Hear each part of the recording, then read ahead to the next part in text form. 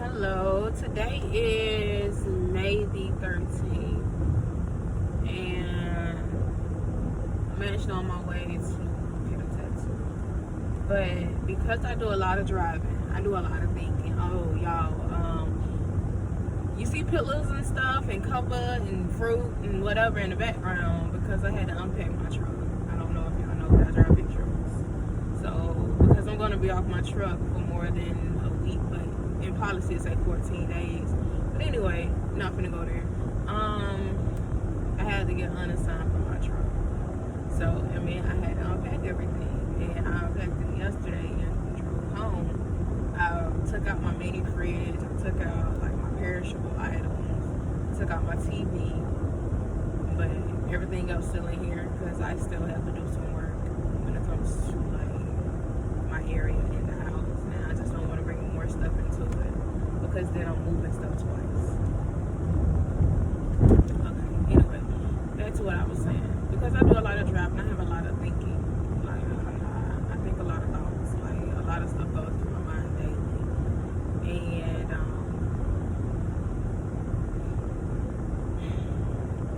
I'm stuck between wanting this lavish life where I'm all together, I have a nice house, big house, whatever, land, nice cars. And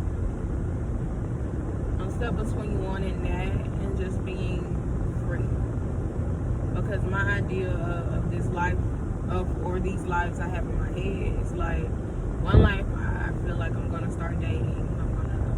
But before I even start dating, I want to have myself established first. Like, I don't want to come in needing somebody, and I don't want nobody to come in and to be needed. I want to make sure I'm at a place to where I'm maintaining me, I'm doing damn good for myself, and I'm all around happy, I'm whole, I'm content, like I'm good. Like, you're an addition, I love you, I'm happy you're here, but I was good and I was whole by myself, So that means I'm not seeking parts of you to, fulfill me. You get what I'm saying? But so I just have this idea in my head where I'm just this perfect person. I'm happy, like I meditate.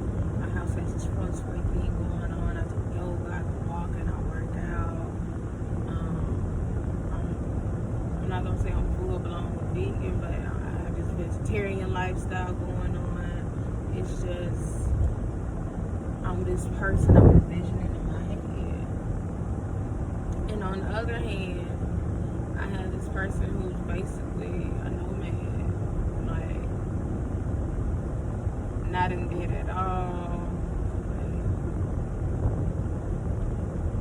it don't matter what's on my back, long as it's clean type thing. And I'm free. I'm living. I'm seeing nature. I'm doing what truly makes me happy.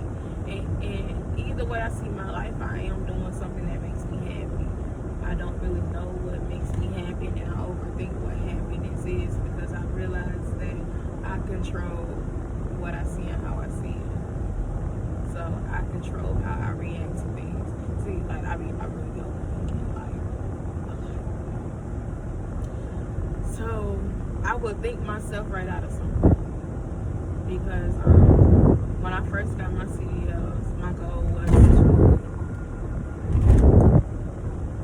drive for at least 5 years because I felt like 5 years should be enough time for me to set myself up for something.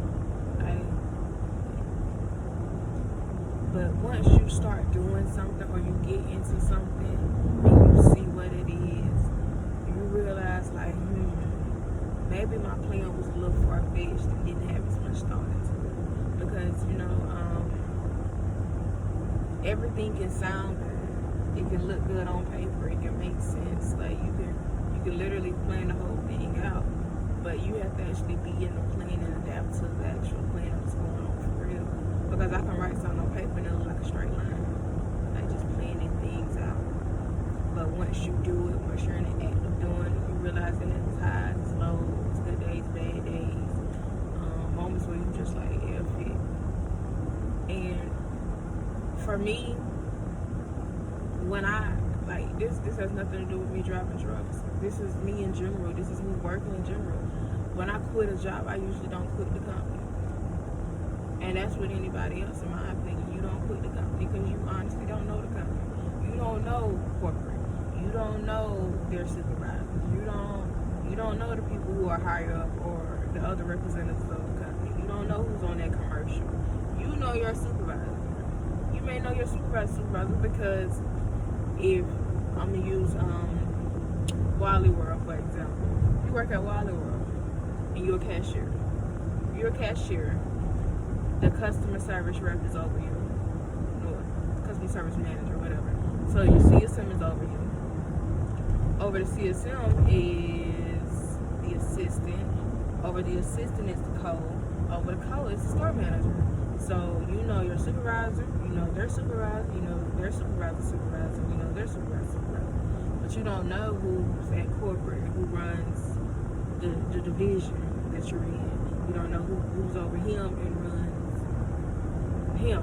You don't know who, like you don't know the food chain. You see pictures of them posted, I'm sure you do, but you don't actually know them well enough to be like, oh, I'm gonna email such and such, or be on a first name basis, or to even feel comfortable enough to go talk to this person. You don't know them that well.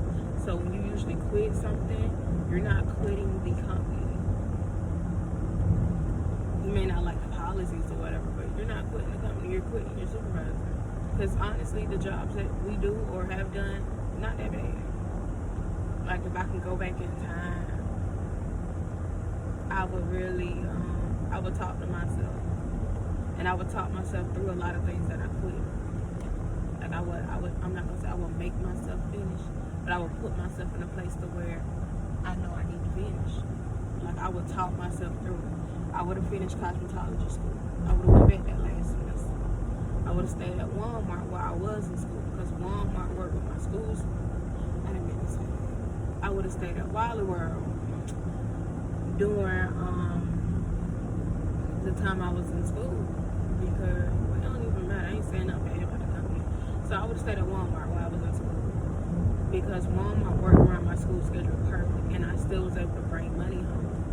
So I was still able to pay all my bills. I was still able to have side money. I still was able to live. Like I wasn't forcing myself to do anything. So like if I know what I know now, I would have done things differently. I would have finished the things I quit.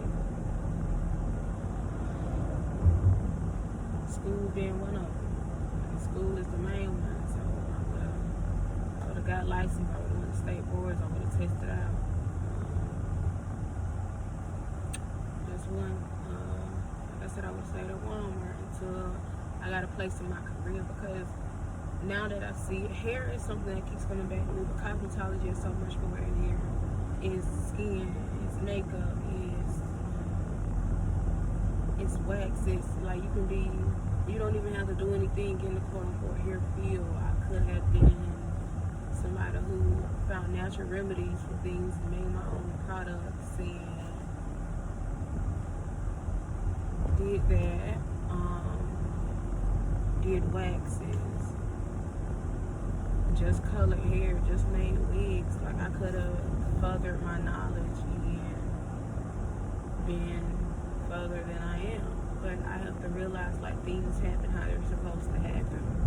And everything that's happening to me happens the way that I need to intake it so that I can appreciate it.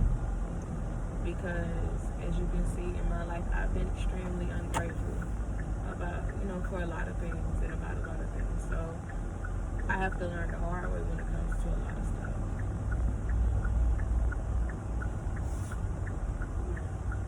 Life is all about choices. It's all about making yourself better and being better and doing better. And as long as I feel like I'm learning from everything I do and everything I don't do, or the opportunities I feel like I missed out on, I feel like that's all I can honestly do is learn from it, because I can't go back and change it. I can only accept what I haven't done, what I won't do, and what I'm not gonna say I can't do, but what I can't do.